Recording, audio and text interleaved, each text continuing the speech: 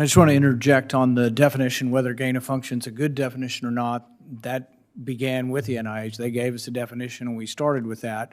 And so I do think Dr. Esfeld's making some good points that we ought to be concerned with viruses that are not created, but that actually come from nature that could cause pandemics. So I think that's part of this discussion, is to try to figure out where we get to. Senator Johnson. Thank you, Mr. Chairman. How long have we had gain of function capabilities? Is that with the CRISPR technology? Mr. Esfeld. I should probably defer to Dr. Ebright on that. Dr. Ebright, how long have we even had this capability?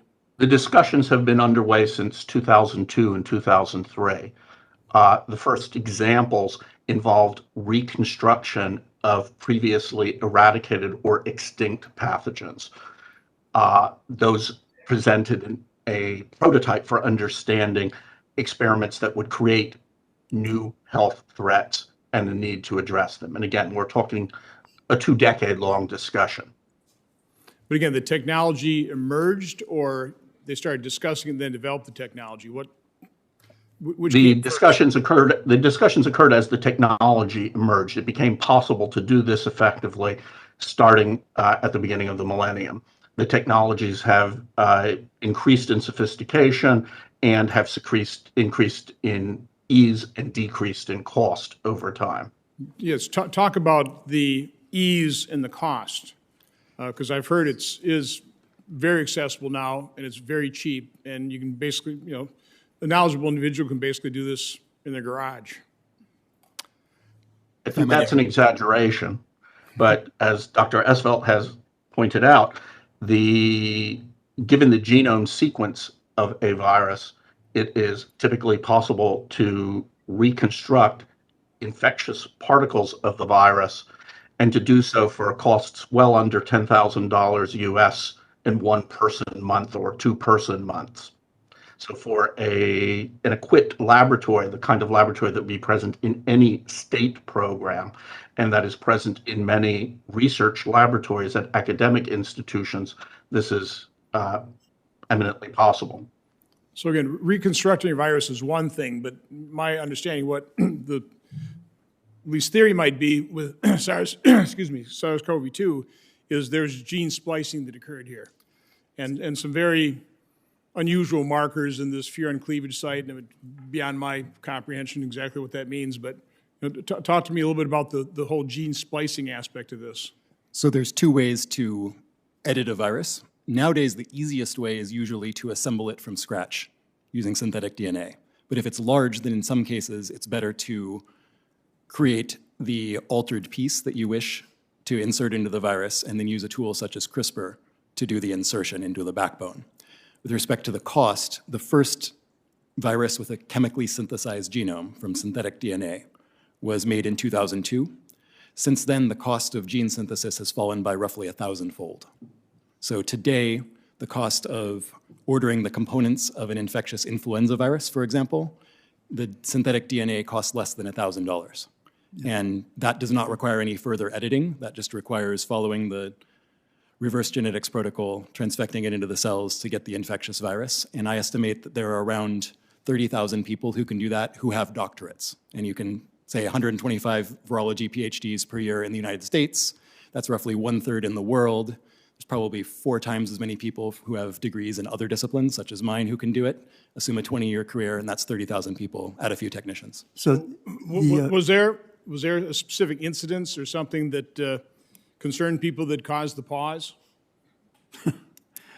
Yes, there was experiments in influenza in the Netherlands and Wisconsin that took a virus that was 90% lethal but not airborne, and made it airborne through passage in the laboratory. And that occurred when? 2013, 2012. And that caught the attention of who? I mean, who was alarmed by that and instituted the pause? I know it occurred under President Obama, but which member of our health agencies that? Yeah, I think Dr. Ebright would be the best to answer that. Dr. Ebright. So the proximal impetus for the pause was a series of events, laboratory accidents at federal laboratories that have access to and storage of potential pandemic pathogens. The accidents included an anthrax incident at the CDC, another anthrax incident at a U.S. Army facility at Dugway in Utah, and the finding of unsecured vials labeled smallpox virus in an FDA NIH freezer in Maryland. And those three incidents occurring in close succession resulted in a hearing in the House Energy and Commerce Committee, and then action by the Office of Science, Technology, and Policy. So the pause was driven ultimately from the White House, from the Obama Office of Science, Technology, and Policy.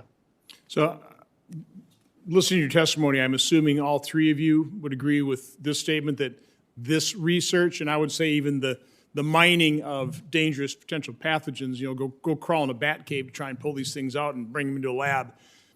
There's certainly no benefit that overrides the risk. We shouldn't be doing this at all. Yeah, I call it gain of function and gain of opportunity where you bring a virus back. And as I said, my analysis is that it hasn't contributed to the response to this pandemic. So we shouldn't do it. I mean, we shouldn't be, we can talk about controls, but bottom line, we shouldn't have controls because we shouldn't even do it. Is that your position as well? For balancing the potential benefits of prevention against the risk of accidents, it can go either way depending on the numbers you use for those. You can reasonably come out with either answer. When you add the misuse case, that is what absolutely blows it out of the water. Dr. Ebright?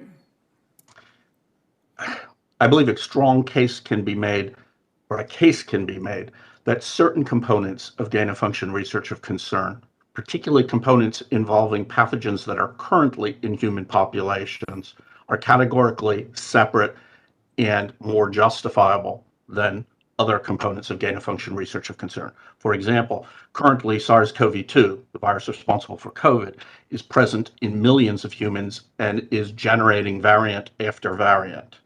Gain-of-function research of concern on SARS-CoV-2 involving the creation of new variants and analysis of the threat posed by them arguably can be justified because this is not creating new health threats that won't arise without intervention, but is addressing a health threat that's in place currently.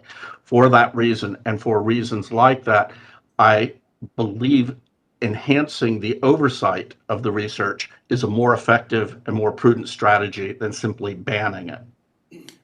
I would say improve oversight, but would you also agree dramatically limit it? Absolutely. Okay. Thank you, Mr. Chairman. Senator Marshall.